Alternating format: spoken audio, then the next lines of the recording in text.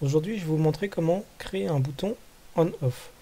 Donc, j'ai été télécharger sur le market JDOM le plugin virtuel et le plugin widget. On va démarrer par créer un virtuel. Donc, je clique sur virtuel, ajouter. Donc, je vais le nommer bouton on-off. Je vais le ranger dans maison, je vais l'activer. Je passe au niveau des commandes, je vais ajouter deux commandes virtuelles. Donc, on et off. Sous action, je vais mettre en défaut pour le on et pour le off. La valeur de nom d'information, je vais marquer état pour les deux. Et ensuite, je vais mettre 1 pour une valeur de 1 pour le on et une valeur de 0 pour le off. Je sauvegarde. L'info état est créée. Je peux lier maintenant le on à état et le off à état.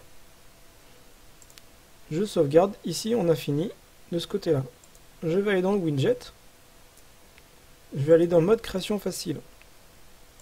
On va ajouter des images. Donc, le off et le on. Donc, je vais cliquer sur un widget on-off. Donc là, bt on-off. C'est pas des icônes, on va mettre des icônes, mais là je vais prendre des images. Je vais démarrer par le off et par le on. Et on regarde bien qu'ils font exactement la même taille. Je valide. On voit ici. Alors, il va falloir modifier la deuxième ligne. Donc, je la supprime. Je mettrai le code à remplacer pour avoir la transparence dans les commentaires. Et je recolle la ligne que j'ai copié-collé. Et là, on a notre bouton on-off. Il faut aussi, donc on peut cliquer ici, il faut aussi être au niveau des widgets, en flat, et on met le design à 0. C'est la transparence, l'opacité.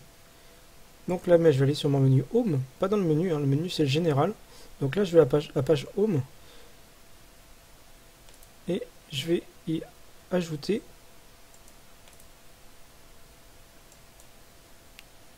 donc je vais aller dans Maison, et le bouton on-off, il est là. Donc on voit le bouton on-off, qui du coup a la transparence, qu'on n'a pas de fond, on-off, et son état.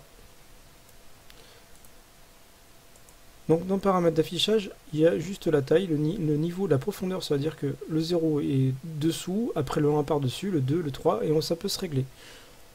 On peut aussi bouger les positions. Configuration avancée. Donc là-dessus, j'ai les états, les on et off, et là les petits trous comptés. Je vais prendre le on, je prends la petite roue contrée. L'affichage. Je vais lui mettre le widget qu'on a créé.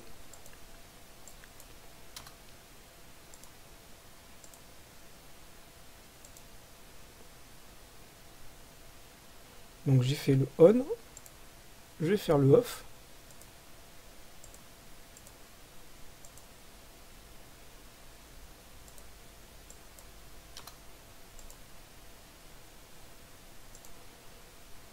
L'état, l'IVT visible. Donc je vais mettre invisible. Et là, sur le widget général, on va afficher le nom. Non. On peut aussi remettre transparence ici. Un 0 ici, mais normalement on l'a fait pour tous les widgets. Donc normalement c'était pas la peine. Mais bon, ça vous permet de voir qu'on peut le mettre ici. Je crois bien que j'ai tapé un O à la place d'un 0. Voilà. Et pas tout à fait pareil. Voilà.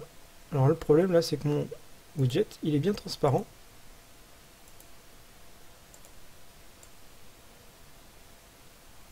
Voilà. Mon bouton on. Voilà. Et on voit le 1 parce que ça c'est l'état. Il va passer à 0. Voilà. Et on a oublié j'ai oublié de l'effacer. Donc je retourne en protocole en programmation, le virtuel. Voilà. Et là, il est affiché. Donc je vais supprimer ici, je sauvegarde,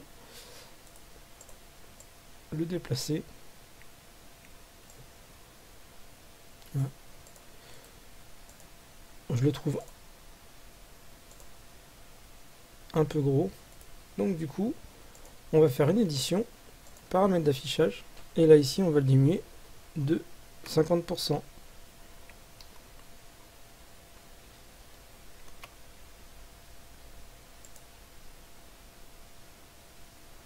Voilà. Et là, mon widget. Alors c'est mieux de prendre directement les images petites, hein, parce que plus l'image est grosse, plus ça met de temps à charger.